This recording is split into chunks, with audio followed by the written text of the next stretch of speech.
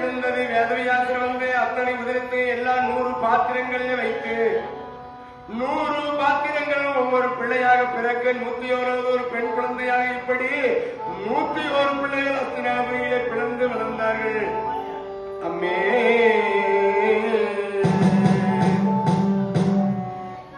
சொல்லடி அம்மா உம்மானா 2 பேரா உமக்கு உற்ற தந்தை 5 பேரா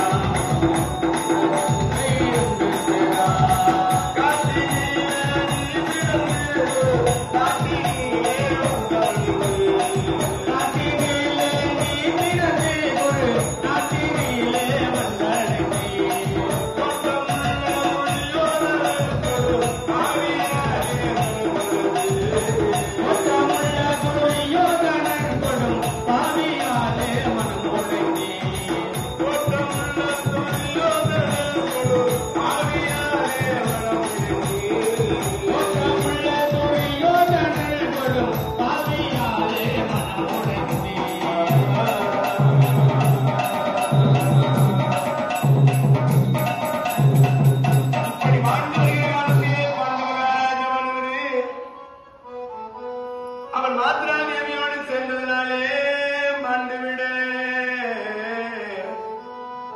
மாத்ரா தேவி அம்மையார் உடன் கட்டி ஏறியதினாலே 5 பிள்ளைகளோடு அத்தை மாமி நீங்க அத்தினாபுரி வந்து சேர்ந்தீர்கள். மாமி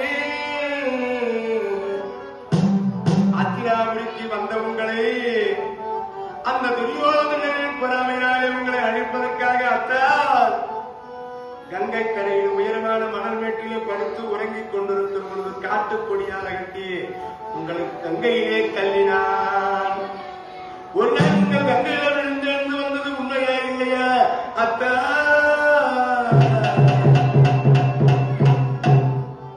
உண்மைதாண்டி அம்மா.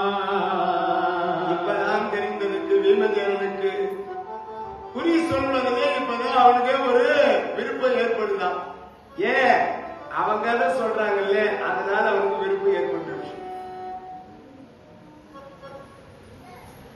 ஆமா ஆமா ஆமா அம்மா, ஒரு நாள் கங்கை கரையிலே இருந்து நான் விழுந்து எழுந்து வந்தது உண்மைதான் அம்மா.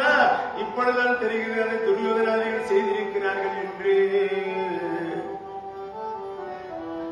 அத்தா அது மட்டுமா அத்தா, ஒரு நாள் நீங்கள் தனி அறையிலே உறங்கிக் கொண்டிருக்கிற பொழுது விஷமுடைய பாம்புகளை எல்லாம் விட்டு கடிக்க செய்தார்.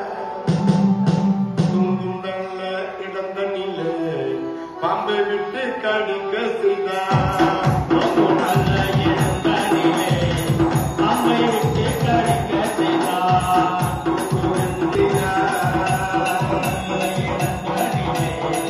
பாம்பை விட்டு கடிக்க செய்தார்.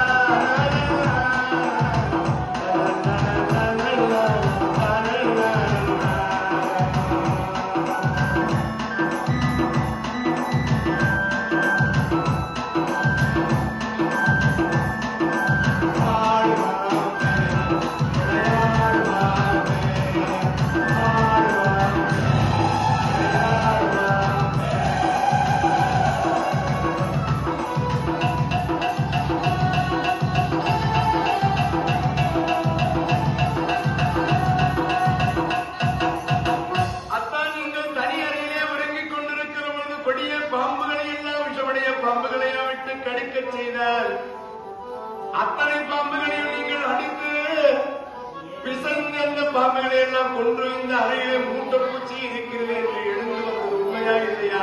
அத்தா தலையாற்ற அந்த தெய்வதேன ஆமா ஆமா ஆமா ஆமா ஆமா அத்தா அது மட்டுமா அத்தா குளிக்கும் கங்கை குளம்